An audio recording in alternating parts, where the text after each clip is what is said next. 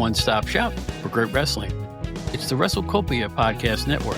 Ray Russell brings a host of great shows right to your device. There's the Wrestling Memory Grenade, Regional Wrestling, the Wrestling Stoop with Bob Roop, the Amazing Puro Academy Show, Retro Wrestling Review with Gene Jackson, Dave Dynasty's long-running hit, Wrestling Nostalgia, Monday Warfare, Raw vs. Nitro, the hilarious Other Ship podcast, and a whole lot more.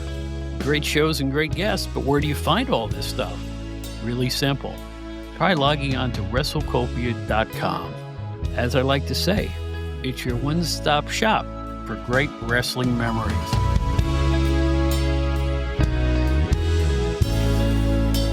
Hello, everybody, and welcome to the brand new edition of the Outdated Wrestling Hour. I'm your staff announcer, Bob, 20 minutes from now. And, well, this issue's going to be a little different. It's all about all-time favorites, featuring Bob Smith and Joe Puccio. I pulled something again. I'm not even going to talk about my favorites. I'm too old. I mean, I continually talk about Ilio DiPaolo, wonderful Australian fabulous kangaroos featuring Al Costello. I really pulled something. It's the Outdated Wrestling Hour. And the walker's all the way in the bedroom. Jeez!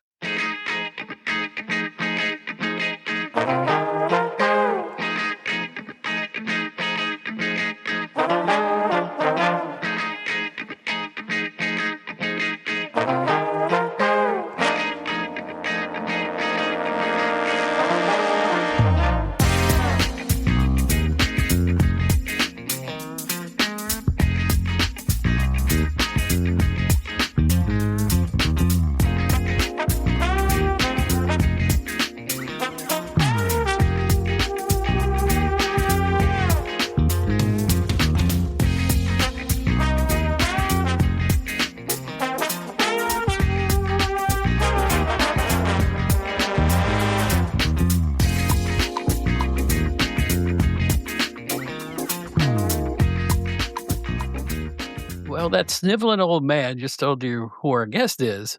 But now it's time for the Outdated Wrestling Hour once again. My name is Bob Smith. You might remember me from my old days at Pro Wrestling Illustrated magazine. I worked my way up to managing editor. They gave me a cigar. Oh, boy. Put it in the news. And anyway, here's Paula. All right, you're going to have to explain this. Joe Puccio's at it again. In his staff box, he says, Paula. Who's Paula? Do you remember Paul Orndorff. When Paul Orndorff, yes. Is that what you're referring to? Yes, it is. I win the Hollywood Squares. See, only a wrestling fan would be able to decipher that. Well, I need the range oven set that I'm going to win. or they always gave furniture and, it'll be in the lovely mail. Lounge suite, as they said in Monty Python. Yeah, it'll be in the mail tomorrow. But thank you. I was a huge Paul Orndorff fan, and I do remember the razzing that they would give Paul when the fans would chant Paula, Paula in the crowd. You know what? I have nothing but the most respect for Paul Orndorff for two reasons. Number one, he's one of the greats of the game. Number two, we suffered the same neck injury at one point. Yeah. Yeah. And the one I told you had the epidurals for? I do remember nerve that, problem? yeah. Oh, God, it was horrible. So, yeah, and if you look at his arms, if you looked at a picture of him late in his career, one arm was noticeably thinner than the other. That's nerve damage that does that. Yes, that I knew, right? Yep. Yeah, so I always felt for him in that regard. But you know what? Became a trainer later on, did everything behind the scenes, one of the most respected people out there. He was a real old gruff old guy before he passed, unfortunately. And I'll tell you what, nobody better. Nobody better. That's what I liked about him, too. I love that badass attitude. And a quick story I'll just tell about him. When I met him a couple of times, but I met him at a convention once, and he was just this grizzled, sort of like grumpy guy, when you talk to him, but he was very polite as he can be. He was answering questions, but he was doing it in that Paul Orndorff way. And I did this and I did that. And it was just cool. Like he was just, I appreciated it. I appreciated that he was keeping it old school, and he was polite, but he was also sort of sticking to his character a bit. And I just always admired him. Always got a kick out of seeing him in the ring. I always loved his gimmicks, and definitely would prefer him as a heel. I know we went back and forth a million times. Well, here's the deal what Joe and I are talking about right now. When we recorded our last show, we were talking before we hit the record button. He said, "This is my favorite whatever." And I went, "Wow, let's just talk about our favorite stuff, our Mhm. favorite wrestlers, our favorite moments, anything." We've done this before, but now we can put it out officially so you can all point and laugh at us when you see us walking down the street. Because my favorites are very, very strange, and you'll think I'm kooky, but so is that your favorite heel of all time? No, no, no, no. Alright, so who's your favorite bad guy of all time? So if I had to pick one, strictly talking about the way this person portrayed the heel gimmick, the heel character, it would probably be Roddy Piper. He's not my favorite wrestler of all time, although he's up there, but I wouldn't say he's my favorite of all time. But I mean, strictly talking about as a heel, the one everybody thinks about is the early days with him and Hogan in the WWF when they first expanded. How many fans found wrestling through that feud? When the WWF expanded, it was always Hogan Piper. And then, of course, they brought in Mr. T and everyone. But I mean, really with them too. I mean, does anyone get under your skin like Piper used to? Just No. the gift of gab, the way he was on the stick and the mic, and he would get on there, and people literally used to look like they wanted to tear him apart. Well, do you remember upon his arrival, he was just a manager? Yes. And from the minute he walked in, and I'm not putting these other guys down at all, but the minute he walked in there, he made Albano, the Grand Wizard, and Blassie superfluous. Yeah. Yeah. He changed it all. You could tell things were changing, and they weren't around much longer, really. I mean, they kept Blassie and Albano around a little bit. The Wizard was pretty much gone by that point. But the Right. thing is, yeah, he changed it. A new fresh coat of paint, which is just what the WWE needed at that point. They really did. I mean, at that point, they were expanding. I don't Yep. think you could expand with the Grand Wizard, to be honest with you. People always say, what if? Like, what would have happened had they not had a Piper or they not had a Hogan? Or there's so many names you can mention. And of course, that it's all speculation. I mean, we don't know. It was like the perfect storm. I mean, having a heel like Piper to play off of Hogan, it was just perfect. I really truly believe there would not have been anything more perfect in 1983, 84, whenever they expanded, for Hogan and for Piper to be his foil. Yeah, but Vince Jr. knew what he was doing in that. Let's say they just brought Hogan in, even Hogan Piper. You weren't going to grow the WWF with Dominic DeNucci and Baron Right. Mikel Cicluna and SD Jones Right. and Chief J Strongbow and the old guard, Rene Goulet. Just go down. Look at who was headlining cards in '81, and then look at who was headlining cards in '84. It was an entirely new cast of characters, and they Yep. knew it. They brought I'll never forget this. I think it was around '83, '84. They brought Bobo Brazil back, and I'm watching this tape from Philadelphia. "Welcome back, Bobo." They always promote the heck out of him. He lost. From the minute he walked in, he lost. Everybody was doing jobs. Pedro Morales was doing jobs, Yeah, yeah, right? So, they needed a fresh coat of paint. There's no question about that. Now, they at really did. first, I was like, "Oh gosh." The lead into the original Brutus Beefcake character, I'm like, "There's nothing here. He looks like a Chippendale. Is this the gimmick?" Mhm, Right? That really was the gimmick in the beginning. mhm. Oh, of course, yeah. And the first thing you do is get on TV and beat Tony Garea. I'm like, "Wow, I smell fresh bread. Something's changing here."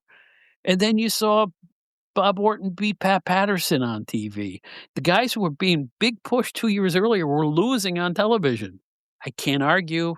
I don't think they would've let's say it's 1986, you want Tony Parisi and Louis Cerdan as your tag team champions? Wouldn't work.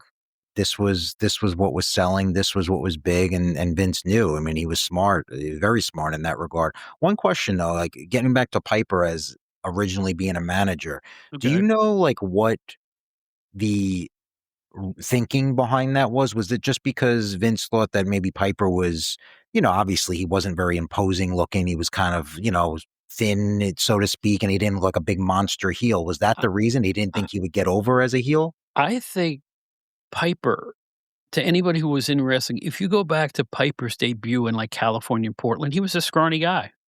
He was not a big guy. He had a physique sorta like Dominic Mysterio, to be honest with you. Yeah. Honestly. Yeah. And they know Vince was going for the power guys. Yeah. So I think maybe they gave him a buffer time to kinda get buff, because he looked really great. Go forward to WrestleMania 3, he looked awesome. Yeah. He looked really good. He didn't look any smaller than anybody else. So I think he maybe gave him a little incubation period just to work on his physique. That is a guess. It Okay, could be, I yeah. can't say that's a fact. That's a guess.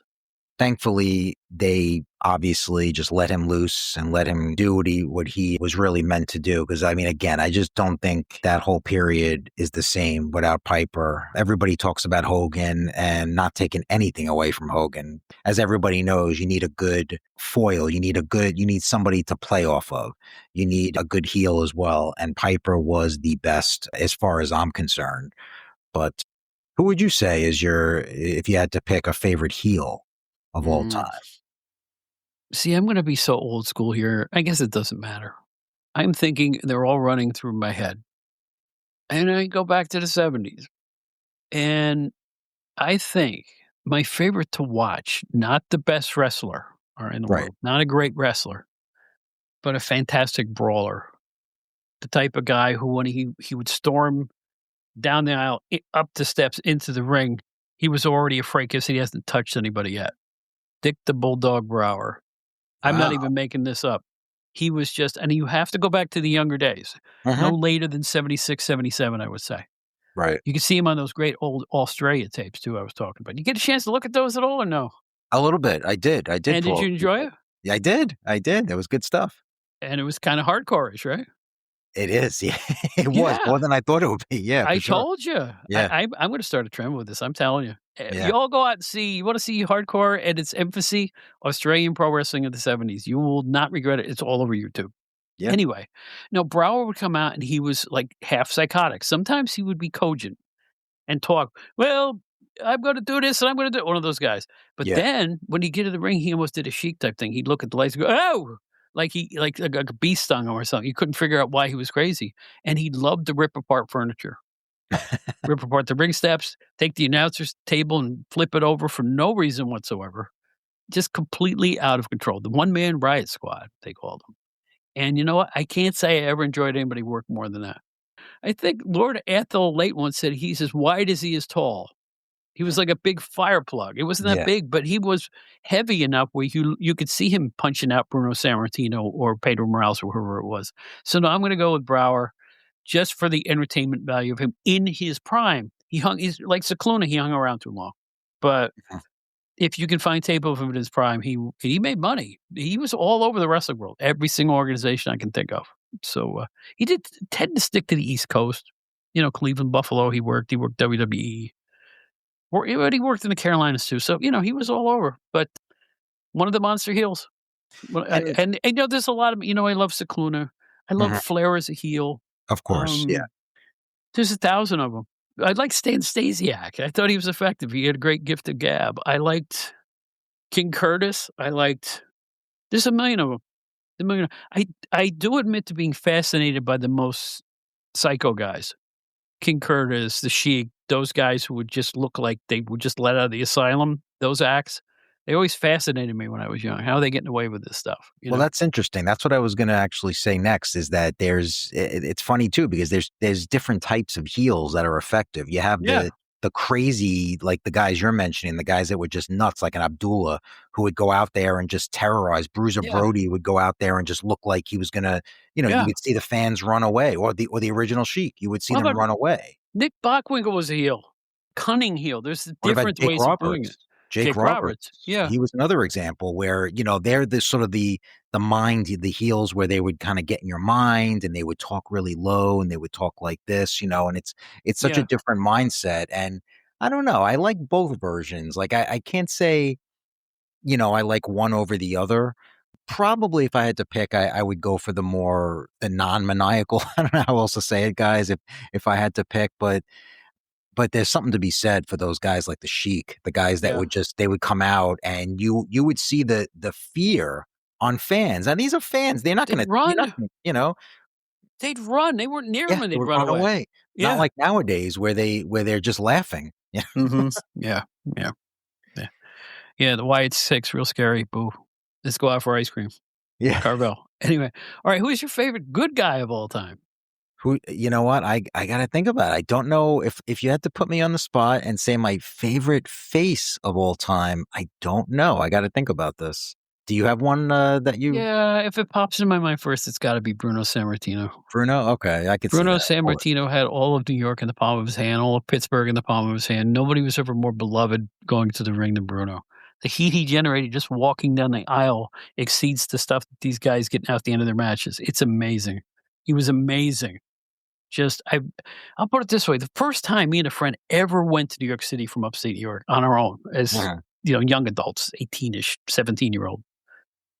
I'm walking down the street in Midtown Manhattan, and I look at a barber shop. I just said, "I'm looking through the window. I don't know why I'm looking through the window." And there is a cash register, and there's a picture of Bruno Sammartino next to the cash register. So obviously, it was an Italian barber shop, right? right.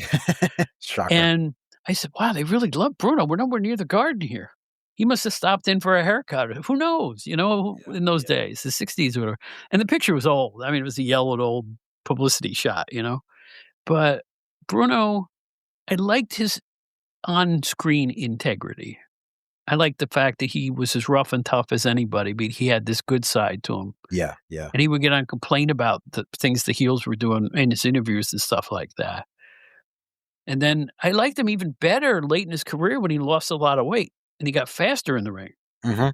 because Vince, I just thought that was getting a little heavy. So then I wanted to increase my speed. So what I did was I took off 50 pounds of muscle and I found out I had more stamina and speed and was ready to tackle any type of wrestle you put in front of me. Made sense, right? It did. Imagine getting away with that now as your interview. You wouldn't Oh, talk like that now. no. You all talk to each other. That would have sounded too real. That would have sounded too real, non-produced. Yeah. That would never get over today. No way. No. Yeah. The big Bruno hair for a Yeah, while. I do. I do. That's a So good come one, on, give me a good guy. You gotta have a favorite good guy. especially from that generation. I mean, I don't know. Off the top, someone just came to me. Again, I don't wanna say maybe I'll change my mind if you ask me this an hour later, but always thought Ricky Steamboat Oh, was absolutely. one of the greatest good guys of all time. Yeah. He was so likable, in his role. Like, I don't know anyone that could ever watch a Ricky Steamboat match and root against him or hate him. I mean, he was just so likable. He had that charisma of just this like guy you just want to be friends with, this guy you just want to root for. You want to see him beat all the heels, whatever. I mean, he played off guys like Flair, so well. Randy Savage, of course, what a great feud. But yeah, again, I don't know. I could change my mind, but he's definitely one of my top faces of all time. You know what? You know what he's underrated for too? The realism of his promos. Yes. He talked very, very well and in a normal way, but And very very, stern at the same time if he was mad at somebody. He was really good on the stick. And let's face it, the ladies loved him too. His body was oh, yeah. perfect. I mean, he was a very, very handsome man. And I'll tell you what, nobody ever better in the ring. The more I think about Rick Steamboat, I think he's maybe one of the top 15 best wrestlers of all time. I really do. I think he's that good. Hard not to admire. And I can't argue with that choice. And you should stay with that choice because you know what? That's an educated choice you just made. In the 80s WWF, I would say that he was absolutely one of their top wrestlers during that period. During the 80s, I mean, they had some good wrestlers, but Steamboat was definitely in the top 5. And he was consistent. And you're right, he is underrated on the stick because nobody really mentions him with promos because he really didn't have a very distinct style, but or something that really wasn't maybe so as memorable as some others. But yeah, it was very real, and he would kind of talk in that very even tone, and he would get his point across. And when he did get pissed, he would kind of raise his voice, and he would show that fire. No pun intended with his later dragon I gimmick. hated that. Yeah. You But, see, you see, again, I don't. You take a guy like that who needs nothing and throw stuff on him just because you had to. Everybody was doing it then. I superfluous. That's all I have to say. All that window dressing. It's just window dressing. Ring the bell. I'm sorry. I'm an old fogey. I'm so tired of the window dressing. I'm so tired of yeah. the superfluous. Get on with it. And he had to do it. I'm sure he just went with the flow. Oh, Everybody else yeah. was doing it. Kind of a dangerous early gimmick to blow fire, but If you look apparently back on it, yeah. apparently there was a technique to it. I guess. It is if you kinda, like, think back, it is kind of crazy that they were doing that, But it'd but, be like a 20-foot plume and boom. I And it know. would be, wow. I mean, I don't know how you do it, and I don't know what the technique is, but he did it, and he got on the top rope to do it, right? Didn't he climb the rope to do I that? think He so. I did. think, Yeah. and the other thing about it is, let's be honest, to be a good baby face, you got to be a good seller. Yes. And Oh, he was a who was great a better seller. seller than him? I mean, you really thought he was getting his butt kicked. Close your eyes and think of Ric Flair slapping him in the chest and his reaction. Yep. He would kinda double over and keel over and put his Yeah. arms together to avoid being hit again, which is a realistic thing to A do. You're being hit realistic in the sell. spot. Exactly. Yeah. Yes. Oh god, he was a perfect professional wrestler. That's a really great choice. Yeah. The Yeah. more you talk, the more you got me thinking about my choice. Because Steamboat would be like 1A. He's great. Just Yeah. great. And did he ever So, turn heel? never that I knew of. I don't think so. No, didn't need to. I don't One of the remember him few. ever being heel. One of the few. You can't Yeah. count 5 guys who didn't go back and forth. Isn't that crazy that it's Just so something, yeah, hard to think yeah. about a guy that never even turned once? Tito That's Santana is another one. didn't need to. Yeah. Never needed to, unless he did it in some indie somewhere or Yeah. but that doesn't count really. I mean, it's like Tito's underrated too. By Oh, yeah. me, by me, we did a lot of those list shows originally, and I didn't think him through. I always thought of him as transitional, whatever he was doing, tag team champion and intercontinental championship. But you know what? During the point when they were rising up and making that organization bigger, he was a focal point. He was. And he had some good runs in the earlier '80s too, but he stuck around the longest, I think. Other him and maybe Greg Valentine were the most perennial there, I think. Yes, he was. And I underrated him, and I just got done talking to him when I went to Albany. He's a terrific guy, and I just really think he was really good in the ring. Perfect, a guy you can't. There are certain guys you think of, you can't think of a flaw. They weren't slow, they were fast. They weren't too muscular, they're perfect body. You know what? It was like some guys just have that perfect look. I mean, Harley Race looked like a wrestler. Now See, Tito was there's the problem. also Harley Race is one of my all-time favorites, but I can't list him as my favorite heel or bad guy. right. That's a great point. I mean, But I think but that's I okay actually because you but don't I think of actually him but I in that actually role. think he's greater than the guys I mentioned in terms of overall skill. But Right. we're just talking about the ones we enjoyed, folks. Right. This is our old school enjoyment we're talking about. Personal, what comes to mind. We don't even know what we're gonna say before we're gonna say it on this segment. So, Right. right now I'm thinking about tag teams, and I'm scratching my head as to which one I really like the best.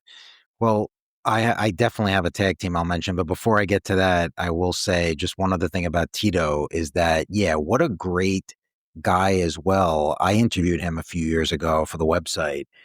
So generous with his time. This guy, we were supposed to, funny story, we had an interview scheduled and he didn't show, he wasn't on the Zoom. I don't know what happened.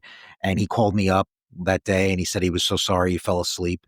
And he was apologizing over and over again. He said, I was tired. I was out late last night. Do it whenever you want. We did it and he talked forever. So many great stories, really, really genuine. And as far as his ability, just so consistent. He was a guy that I don't think of him as being transitional in the early part of the 80s. I mean, he was Intercontinental Champion. He had some wars with Greg Valentine. Right, right. Um, He had tag and team championship with Putski. tag team champions, and I believe he was on the first match at the first WrestleMania.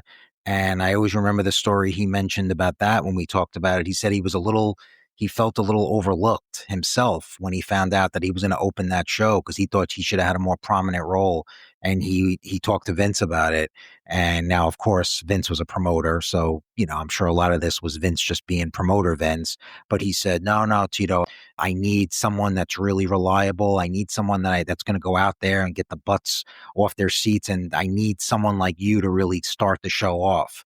And Tito took that and said, you know what, I'll go with that. And he was kind of thought that was okay. Now, again, Vince was trying to, I'm sure, trying to stroke the egos of all the boys at that point, but it doesn't matter because it is the truth. I mean, you needed somebody like Tito to get the show off the ground, and he did a great job for many, many years, like you said. There you go. Yeah, All right, let's segue into tag teams now. sure. You want me to start or you wanna start? Yeah, you start. I will say my first initial thought was Bockwinkel and Stevens, Hmm. but I'm gonna go into the '80s. Okay. Midnight Express with Jim Cornette.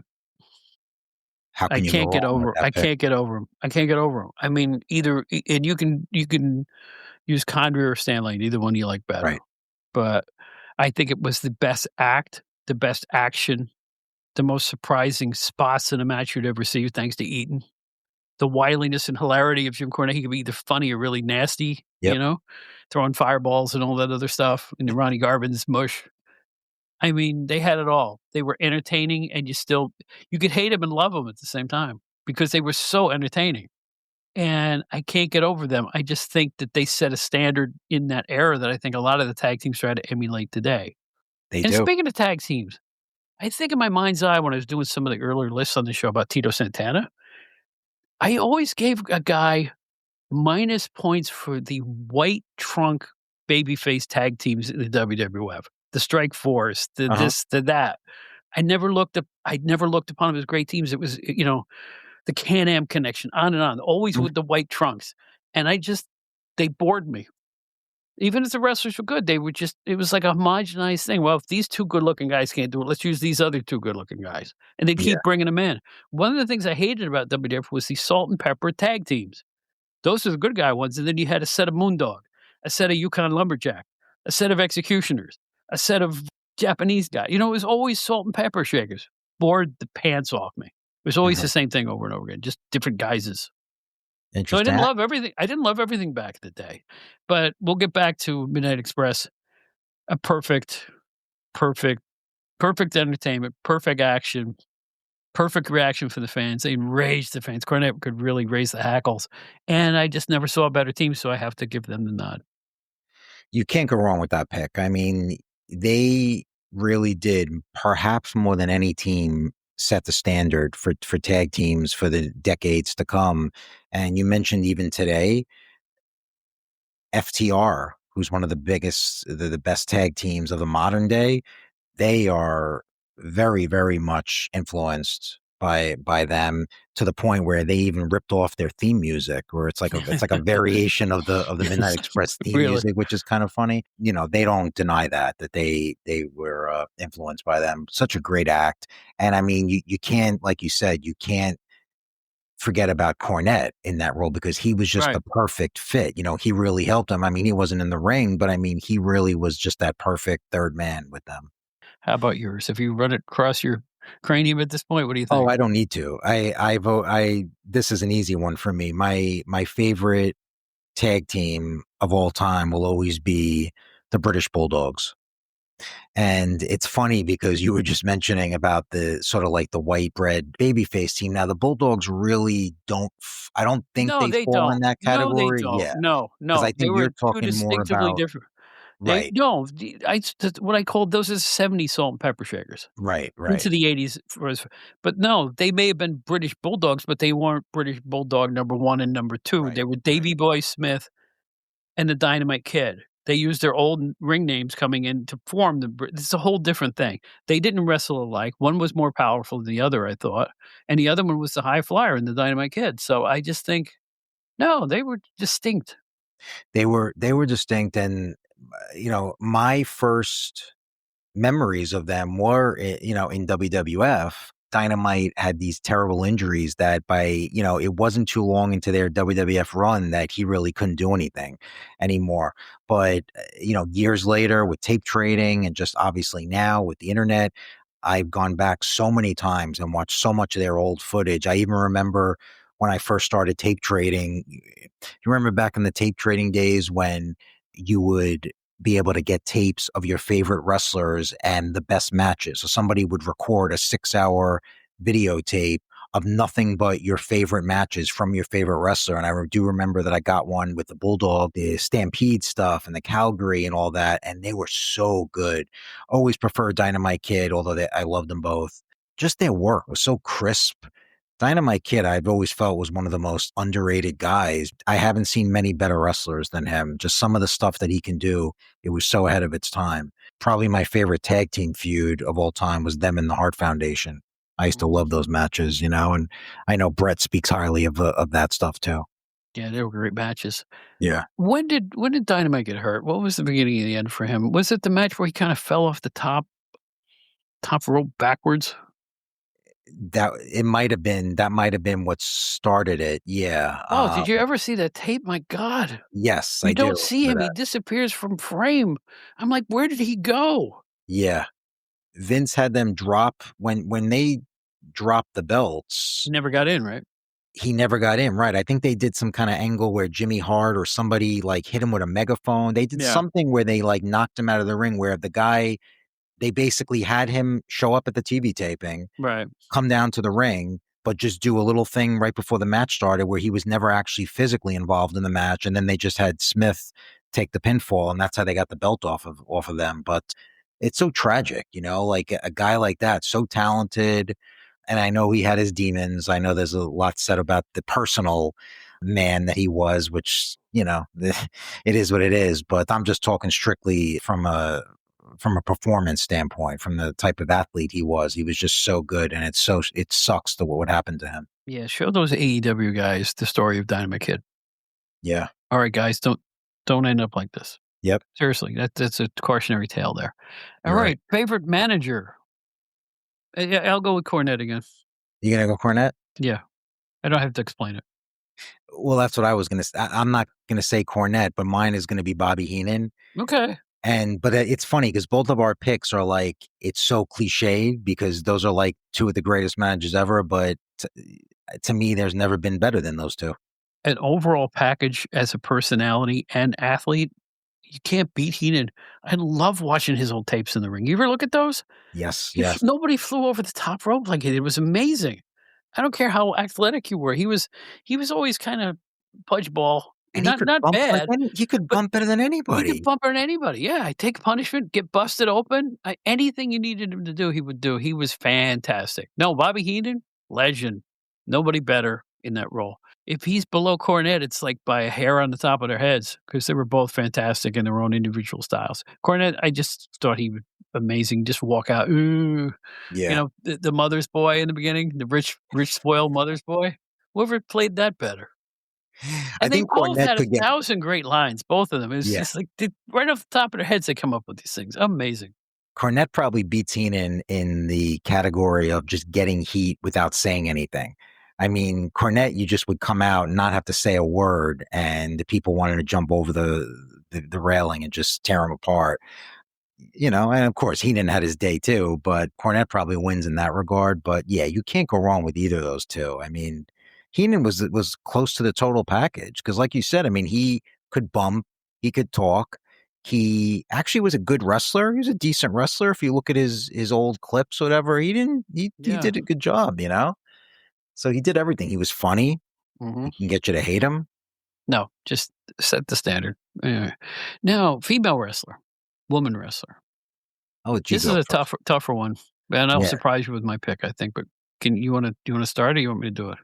Let me start this one. you start. Rhea Ripley by 5,000 miles. Wow, of all time. Yeah. Yeah. Changed the way the game is played. It's just she's just that good. I She looks different. Nobody looked like her on the scene. Nobody acted like her on the scene. Nobody talked like her on the scene. Nobody had the size, the power, the stamina. Just the complete package. Young women love her. Mhm. She's very influential, even with her look to non-wrestlers. I know a lady on Twitter who goes out of her way to look like her. She kind of styles her. No, seriously, Yeah, she I'm sure. styles herself with black hair and then near Mhm. nose piercing and what have you. And how do you like my Rhea Ripley? She says. So there's never been a bigger star, you know? The Moolah days, really, nobody was a star. I hate to Right. say that. They were always a special attraction. They were transient. You'd see them sometimes, other times you wouldn't. Like real women's wrestling didn't start until, be honest, TNA brought it into the forefront. And then the Mhm. other leagues started to take notice and copy what they were doing. But I think overall, in terms of influence, you never noticed that I guess they're on Raw. Rhea starts every show now. Like, the last 3 weeks or so, it's always her in the opening match. They need to get the crowd going, and who better to do it? Yeah. So, I'll go with Rhea Ripley. I can't think of anybody better. That's an interesting pick on your part, picking somebody from the modern era, but I completely It understand just it. changes it up, Yeah. you know? And I think that today's women wrestlers are the best that have the best crew as a whole. they earn their spot as equal to the men in the federations. Yeah. There's as many women's matches as there are men's. Sometimes they'll put 2 or 3 on in a row and nobody says boo. Mhm. Nobody even notices now because they're that entrenched in wrestling. That's true. That's when you really know that it's become so normal now when you don't even notice it. Like I Yeah, don't think it would I don't think I would even think twice if there were a couple of 3 women's matches in a row on a show. To me, it would just seem like, okay, it's the what's the big show, deal? yeah. Yeah, it's the Yeah. show. Which is a good pick.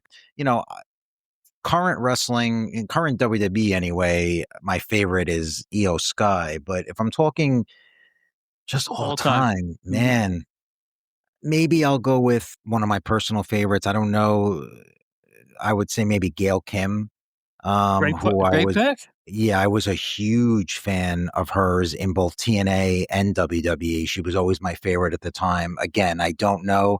I might it's hard to think right now, but maybe I would say Gail Kim because she's certainly, if she's not my favorite, she's definitely in like my top 2 or 3 of Most all time. most underrated series of matches ever is her Taryn Terrell.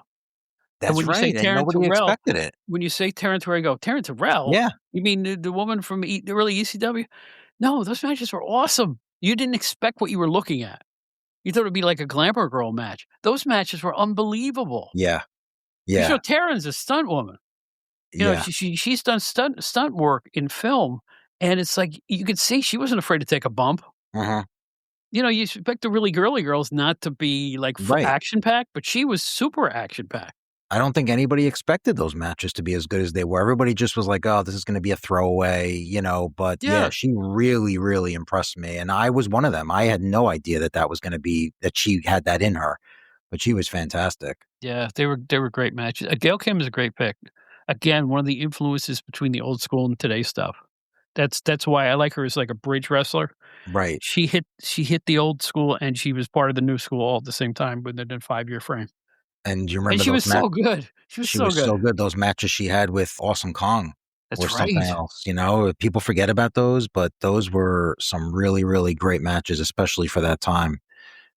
Fantastic, fantastic. Favorite arena. Where's your favorite place to go to see wrestling? And you know what? You can't really say it now because we're all priced out of these places.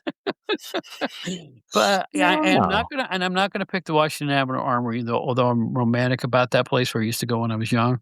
But you could probably guess what my favorite arena is. The old MSG. The Old Garden? Okay. The pre-refurb MSG. What The blue seat, yellow seat MSG. And what specifically, though, about it? I mean, is it just the aura? Was it Yes, something it specific? was the aura, it was The the aura. fans. Those Okay. old school I remember those fans, you'd see the same Vladimir and the guys would be over here. Here's the old Mhm, lady who sits over there. Here's this they were all and somehow they all ended up in the same ringside areas. It was amazing. mhm. It was accessible and no place had better heat, and the crowd would just pick you up, take you along with it. It was fantastic. It was just a great venue, no bad seat in the house. I remember I had probably low 200 seats the first time I ever went there, which is the next level above where the Mhm. floor was, I guess. Nothing but great memories of seeing garden wrestling and going backstage when I was with PWI and stuff like that. Mhm. It's just I have to. It's my home arena really when you think about it since I've lived in New York most of my life now. So, Yeah. yeah, I gotta go with the garden. I'm kind of in the same I mean, me, it's the newer Garden, obviously, but yeah, I would have to go with the Garden, but for the same reason. I can't specifically say I liked it because of any specific thing or No, yeah, view in the arena. It's more just because it's the vibe. it feels it Yeah. feels like nothing else being in the Garden. I mean, I used to go to the Nassau Coliseum. I used to go to Boston Garden. I've been to New Haven. I've been Yeah. to the Kiel Auditorium. I've been to the Memphis, but it wasn't the A arena they were promoting. But I've seen a lot of the major arenas. Nothing wrong with them. To me, Mhm. going to the Meadowlands though just felt like it was a place. Yeah, exactly. It didn't have the dyed in the wool fans that the Garden had because you could always count on the same people in the same seats. Like I said, it was the camaraderie of Madison Square Garden. The same guards you'd see for years. Same ticket takers at the box office. It Yeah. was That was home. That's why. And probably too easy of a question.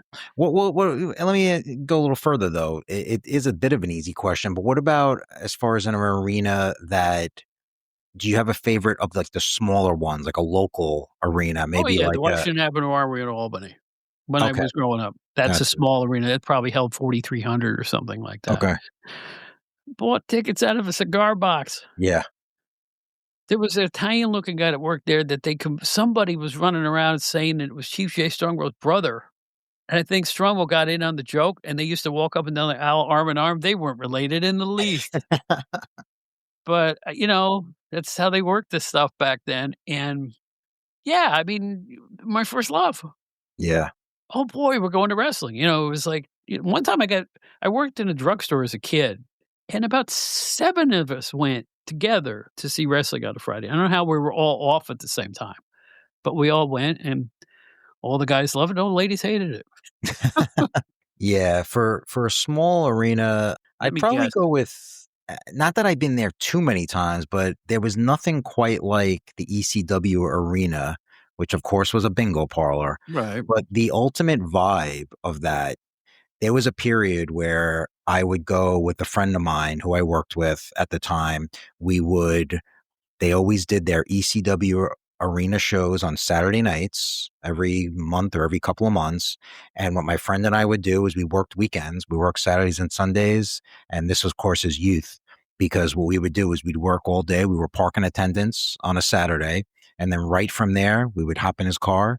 We drive to Philadelphia from New York, watch the show, 3-hour show, drive home after that, sleep for a couple of hours, and then work Sunday the whole day before we'd have to go, back to our regular school the rest of the week. But we did it simply because there was nothing quite like it at that time. I mean, the place was terrible. I mean, the place just to look at, and it was old, and it smelled, and nothing fancy about it, but it was just that vibe of being there. I don't think people who didn't experience ECW during its glory years realize just how much of an aura there was in that place. Well, the fans made it that way, Yes. and I think ECW Arena was the first place where the fans picked the place up and made themselves part of the scenery. They just didn't sit on their hands. They would chant. They came up with their own slogans. You had Yeah. sign guy out in the audience and all There that was the other hat stuff. guy with The the hat guy, sign guy, all those guys out there. I mean, it had its own flavor, and same guys in the same seats all the time. I'm telling you, that's important in wrestling. Same guys in the same seats all the time. Vladimir and that bunch would go to ECW. It was amazing. I remember going to that. For some reason, I remember walking around ringside and talking to Vladimir at an ECW show. I think Okay. it's the last one I ever went to, and I just wanted to go see some people out there. I could because I wasn't a wrestler, and I was talking from ringside, Mhm. but shaking hands over the rail. And I saw a lot of people in the front, and I knew they were there all the time. Vladimir said, "I know I had a date tonight, but I don't go on a date when it's wrestling night." And I went, "Really?" That's pretty great. That's pretty extreme, right? Yeah, that's ECW for you. That's Yeah, ECW. they had the most loyal fans and most bloodthirsty too. And I knew ECW was always going to take off. Way back in Tri-State, I'm sitting at the press table right next to the ring, right outside the ring, and I had fans right behind me. And there was this one leather lung guy. No matter who was in the ring or what was going on, you heard this: "Blood, blood." He didn't care what the match was. He was there to see guys hacked open. Yeah. That was a real Philly vibe. Oh, yeah. Nobody was yelling at him for saying it, but he was in my ear. It was getting loud, blood, and I'm like, "Holy smokes." So, yeah, ECW was the right promotion for that crowd. Wasn't the story goes that I think this is where Foley came out with the promo, right? Where they were saying Kane Dewey. Wasn't that the ECW crowd when Foley was in that angle Yeah, I know with his he got le son? I think he got legit mad, yeah. Yeah, and I think the fans were saying Kane Dewey, and Foley couldn't believe that even this is a seasoned veteran, a guy that's seen it all, and he couldn't believe that the Philly fans were actually calling to Kane, this guy's infant son at the time, and that just it goes to show you. But yeah, I mean, when I went to my first one, I was like in the third row, I want to say. I loved it so much that right after the show was over, back then they were selling their tickets like out of the guy. I forgot. I think the guy's name was Bob Artis, that used to sell the tickets, but He was he the uh, ring announcer. he was the ring announcer, right? But I think he was also at the time selling him after the show, Oh, was he? and Okay. me and my buddy went to the parking lot. And we said we want to buy tickets for the next show. He actually had the tickets in his. I always remember he opened up his trunk, and I said, "He said, what do you want?" I said, "Front row." And he's like, "Oh, yeah." I didn't even care how much they were, and we got the front row. And then for the next several months, that's what we did. We were so spoiled. We had to be in that front row. And it's true what you said about the fans, because we were unknown as front row fans at ECW until those first few shows. And then we got to know the guys we were sitting next to, and we'd see them, hey, here's a beer, and we used to chat, and it was cool for a while. You had this group of people that you were able to hang out with and talk wrestling. I didn't know Artez sold tickets on the side or for the promotion. Obviously, I had no idea. I knew him for being, one of the gang. Even in the earliest ECW that I was part of, he was around then. So interesting. I had no idea. Yeah.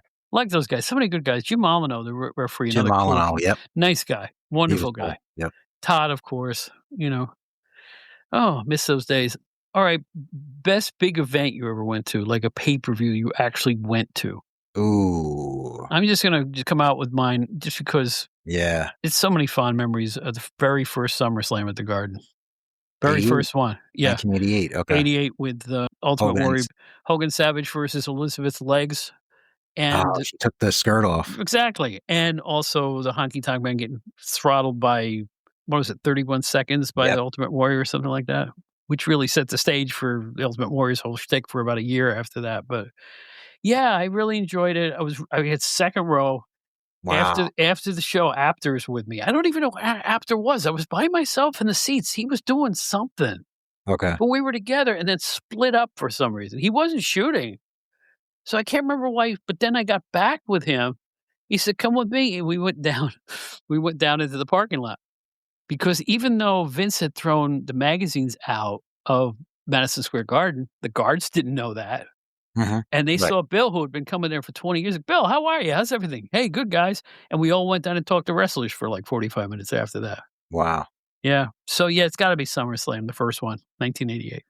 That's a good one. I'm curious. I mean, I didn't go to that show, but I obviously watched it when it was on. But I always loved that moment when Honky Tonk Man was in the ring and he was saying like, there's no, no one's out there. No one could beat me. And look at New York, you suck. And this and that. Wait, yeah. And then the Warriors music played. But if you remember, the lead up to that was Ron Bass cutting up Bruce Beefcake in the forehead with his spurs. The spurs. So when the show ran around, they didn't have an opponent, and he said, "Anybody you want, come out." Correct. And here comes the Ultimate Warrior, and the rest is history. And I always love the pop. If you watch that show back now and you hear those first thumping, those beats from the Warriors music, it just seemed like one of the biggest pops. I mean, that must have been crazy to be there live and to see that because, I mean, let's be honest, Warrior was freaking over at that time. I mean, people just loved them. He was. Didn't take long for him to be not over, but in the beginning, No, in the beginning, he was red hot as a pistol. It worked. Yeah. It did work. Not my favorite wrestler in the least, but it worked. Right. And, I could deal with him for 31 seconds. Yeah. The most whack promos of all time, no matter who's giving them. You try to decipher an Ultimate Warrior interview. So right? nutty. Yeah. So nutty. Yeah. So how about you? What's your big event? You got to have one. I've been to a lot of pay-per-views. I was at a couple of WrestleManias, but I have to be honest, the couple of WrestleManias I was at, they weren't greatest shows. I did go to WrestleMania 10. That was the one, obviously, with the ladder match with Shawn and Razor, which was fantastic. So I guess I can say that one. But to be completely honest, I don't think I've been to a major pay-per-view where I can say it's so memorable that I would say it's my favorite one. So this one, I might just have to either pass or say maybe WrestleMania 10 just for you're seeing the 10th anniversary of WrestleMania. It was at the Garden. It was kind of a big deal at the time. And of course, that ladder match was pretty crazy. Yeah. And I went to another SummerSlam at Nassau Coliseum, which probably would be number 2. And I don't remember the year. It was the year that Triple H bashed Shawn Michaels in the head with a sledgehammer at the end of the match. Okay. Trying to remember what year that was. I'm not that good with it, but that was a pretty good show. Yeah. So, all right, let's see. Let's get one more in here. All-time favorites. We did tag teams. We did good guys. We did bad guys. We did arenas. We did. How about favorite? I mean, this is I don't even know what I would say to this, but doesn't mean it's the greatest match you ever saw, but just your all-time favorite match, if there's Oh, yeah, okay, one match? sure. But this is tough though, because again, it doesn't necessarily mean it's like the greatest technical match you've ever seen, or you've never seen moves as good as this. It's just maybe the match that you think of when you look at Think of your a great fandom. match. Yeah. This will surprise you too, because it's not a '70s match. WrestleMania 3, Steamboat Savage. Really? First thing that pops Still? into my mind, Okay. still. My father looked at it. There was a replay on TV, and he's watching it, and he goes, "Boy, those guys are going at it." And for a non-wrestling fan, that was exactly what I wanna hear from a non-wrestling fan. Or something like, "Look at these guys going at it." Bingo, gotcha.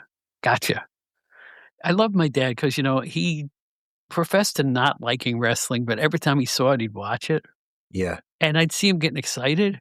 Like, one time I remember watching a Garden Card, he just happened to come in the room, and he saw Dusty Rhodes give the bionic elbow to Torquemada, that big elbow he had where Right. he'd fly in the air, and he went, "Ooh," when he did. I said, "Oh, I got my father on this one." And then he saw an AWA show where Larry Zbyszko hit Nick Bocco on the head with nunchucks, Hmm. and the next night I'm having dinner, he goes, "Did you see that wrestling last night? The guy hit the other guy. He hit his manager, he didn't know it wasn't his manager, with the nun, and he really hit him with those things. The thing went flying," and I went, "Thanks, Dad." Because as somebody who later worked for PWI, what you wanted is to get non-believers to believe. Yes. And to me, That's that a was good point. always a lot of fun. Always a lot of my mom would get one time Johnny Roz is kicking somebody in the head. My mother's going, "He's kicking him in the head." I said, "Yeah, they do that." And she was That's normal. appalled. She was absolutely appalled. Turn the channel. I don't wanna watch one of those things. I used to watch wrestling with my father too, and he watched it and he enjoyed it with me, but he would not have been watching it probably if it wasn't for me, but he did Yeah. enjoy it. Mhm. And I think back now and sometimes I would think he really wasn't paying that close attention, that he was just kind of watching it for me, and he was like, when it was over, he didn't really care. But there were things that I think back in now that he would say back then that I realized that, wow, he really knew what he was talking about in a lot of different ways. One thing that just came to mind is Valentine and Beefcake. I remember like the Dream Team, they were, a pretty popular team for a couple of years there. And everybody knows that Valentine, I mean, if you looked at Valentine and Beefcake, who was the worker of that team? I mean, Valentine was the worker. Beefcake was there, just like you said before, the pretty boy and the Chippendale gimmick and all that. And he really wasn't much in the ring. And there were times when I, as a little kid, didn't realize that. I just saw them as, I wasn't looking at it with a discerning eye. I was like, oh, yeah, Beefcake's cool. Valentine's cool. And I remember he'd say things like, that Beefcake's not really much. It seemed like, Valentine's really the guy that's in there, and he's the one that's really doing all the work. And at the time, I really wasn't paying attention to that. I was a little kid and I was just like, yeah, okay, whatever. But now you look back and, again, someone that wasn't a huge hardcore wrestling fan, but he was paying enough attention where To he was say, actually saying yeah, like, "Oh, I can see who the real worker of the team is on there." right. So it's interesting, you look back at things like that. Alright, but what's your favorite match? I thought for a minute you're gonna say it had something to do with Beefcake and Valentine. No, I'm like, no. Yeah, Beefcake's definitely not my favorite match. All right, this is gonna be completely "I don't care. off the It's cuff, your but life, Jack." if you had to ask me the match that really made me completely fall in love with wrestling that I still talk about, Mhm. it is Hulk Hogan and Paul Orndorff versus Big John Studd and King Kong Bundy, the TV match, and it was the match that Orndorff turned heel in and joined the Heenan family. I just saw that. I just watched that like 3 weeks ago. Yes, this is the one that the commentary team was Vince and Bruno. Right. Again, was the match anything special from a technical standpoint? No, it was a typical TV match. But the reason why it's to this day stuck with me, it's because Hogan and Orndorff is my favorite feud of all time. Orndorff is probably my favorite or one of my favorite wrestlers of all time. And it's the thing that really got me so invested as a kid where I just became a hardcore fan after that. So again, not the greatest match maybe, but it's the match that maybe means the most to me just because of what it did and how it got me to be such a big fan. I'll follow it up with my favorite TV syndicated show match. Just Okay. not my favorite match, but my favorite moment ever watching wrestling TV to this day. It was magic, and it's way back when. I believe the year was 1972, and it was on All-Star Wrestling. It was Gurria, a very young Tony Gurria, and Haystacks Calhoun, immobile as ever, against Fuji Tanaka when they took the belts. Okay. It was the most exciting thing I ever saw on wrestling TV to this day. In my mind, I can't top it Wow. because the fans went absolutely ape, Mhm. nuts, crazy. At the pinfall, where I guess Haystacks falls on Fuji, I'll say it was Fuji, Gurria got on his back, stood on his back with his arms up and fists like this. 1, 2, 3, and the place went nuts. I've Yeah. never seen anything like it before or since. I mean, completely unglued. So this Yeah. is big. The fans are rushing the ring like so they're gonna mob the wrestlers and everything is fantastic. They go to a commercial break. They come back and you see Vince McMahon holding his mic, young Vince, surrounded by teenage to college age boys. Somehow he had a whole bunch of young people around him. I never saw that before. I said, "What's he gonna say?" He says, History was made here. This is a fantastic moment in history of the WWF. We have new tag team champions we all gonna be proud of, right, guys?" And all the kids went, "Yeah!" Oh, wow. That's funny. I never saw anything like it before or since.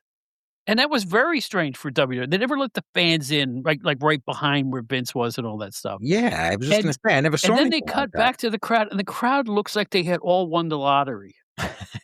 Like, they're all hugging each other and jumping around, and the wrestlers weren't even there at this point. They didn't do a post-match interview. It was just the fans in complete, utter jubilation. I don't know if the tape of this exists. I know it's not on YouTube. It was astounding.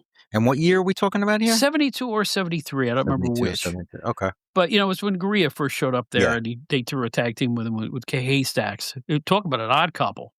Super athletic Tony Gurria with Haystacks Calhoun. He could barely get his horseshoe over his neck, but that's what they promoted in those days. All I know is that it wasn't planned. It was the fans. It was organic, yeah. The fans went, I mean, it's like they all won the lottery. I don't know how else to put it. They all went they were joyous, beyond happy. You ever see Babe, the last scene in Babe where he wins the Sheepdog title, and you see the fans in the stands are all erupting and pumping Mhm. fists and losing their minds over the fact that a pig won a dog show? This is kinda like what this was. I mean, it was beautiful. I would do anything to see that match. I would pay $100 for a tape of that. So you haven't seen this match No, I since haven't seen it. since I'm back. remembering this from when Wow. I actually saw it. And you as far as you know, there's no tape of it No, or I've never seen yeah. tape of it. No. Wow. I would be interested to see if it still exists, but to me, my favorite moment I've been trying to top it and I can't. But see what I mean? That's a great example. That's just like my example where it's like it doesn't necessarily have to be the greatest match or this and that. It's just that moment that stands Yeah. out to you that really just leaves an impression. You know what? It's the type of thing that I'm gonna be a wrestling fan forever. That's what you Yep. were you didn't think that in your head, but that's what happened. That's what did it, yeah. And to think that I ended up working for 16 years later, I'm working for PWI. Sometimes you get lucky, kid. Sometimes you get really lucky. And I never discount that wonderfully lucky time when I got hired at PWI. I wasn't aiming for that. I was a news guy at that point. I was a Yeah. newspaper guy. And bang. Dude, thank you, Mike Tyson. Yes. I always thank Mike Tyson for my success. He doesn't know about it, but I do. No, I don't think he has a clue as to why I ended up in New York City, but, Yeah. yeah, I don't think if it was for that unbelievable thing in my resume that won a major journalism, would I would have ever gone anywhere. The rest of my resume wasn't that special. The Uh-huh. rest of my clips weren't that great, but I think that one was so over the top good. A major journalism award meant a lot, and I better shut up. I don't like to brag. I don't. I don't like to talk about it. Besides, it'll all be in the book. You'll have plenty of It'll time to all be in brag in the the book. book. In the book, I'll let off some steam, yeah, but in the meantime, nah, I don't wanna overdo. But anyway, there's a whole mess of our favorite stuff. And this is gonna be a show, my friend. This isn't no intro. This is a whole show right here. We got an hour 2 on the clock here. That's a show. Get out of here. Yeah, you don't have a recording time up there? You don't see that? I had my screen moved up a little. I see that it is over an hour. It's over an hour. So this is a show. Congratulations. Just like that. So, Joe, we got a show out of this whole thing, favorites, and we hope you guys listening out there find it back in your memory bank and find out what your favorite stuff was. Write it down on a piece of paper, and I'll bet a lot of it was the stuff that you saw when you were teenagers or kids or even adults. Doesn't matter when you saw it. It's the fact that wrestling moved you enough to keep watching it that was the important thing, and I'm still looking at it to this day, and I know Joe is too. And not only think about it, write it down, send it, email it to us, Yeah. or on social media, comment on the platforms and let us know. I'd love to read it as well.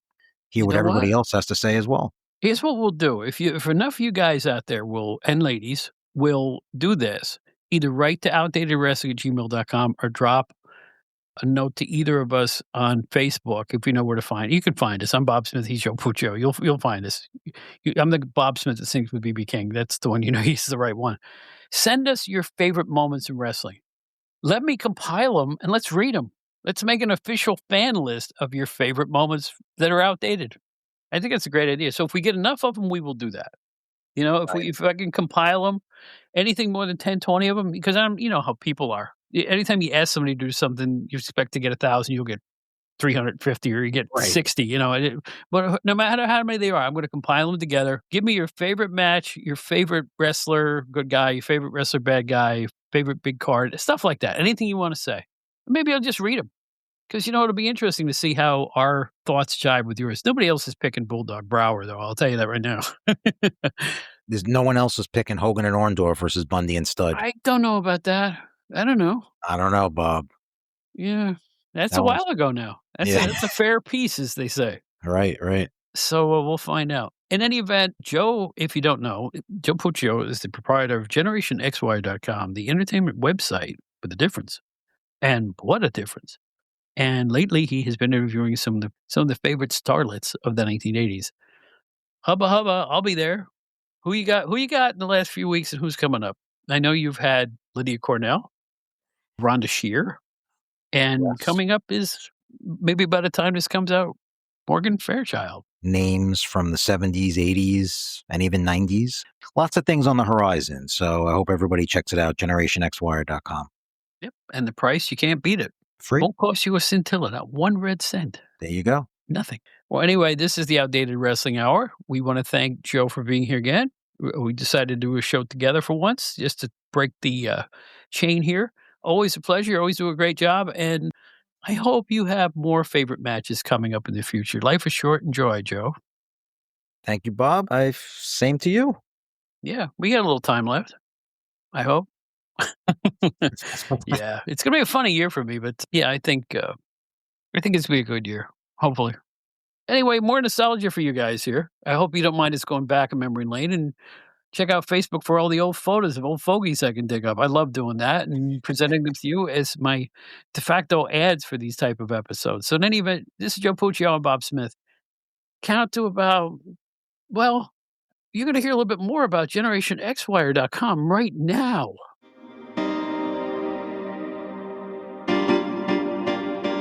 Attention, Gen Xers. If you'd like to explore the era that appeals to you, look no further than GenerationXWire.com.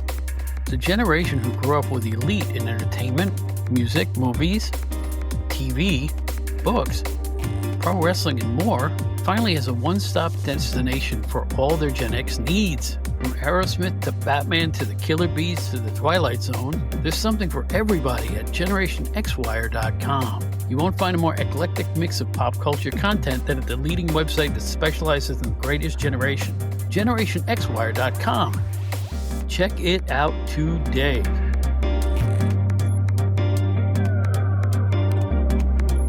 That's it for another edition of the Outdated Wrestling Hour podcast. We hope you enjoyed yourselves. Write to us, outdatedwrestling@gmail.com. Our website, outdatedwrestlinghour.buzzsprout.com, where you can find all of our episodes at the press of a button. We will never Patreon you for those.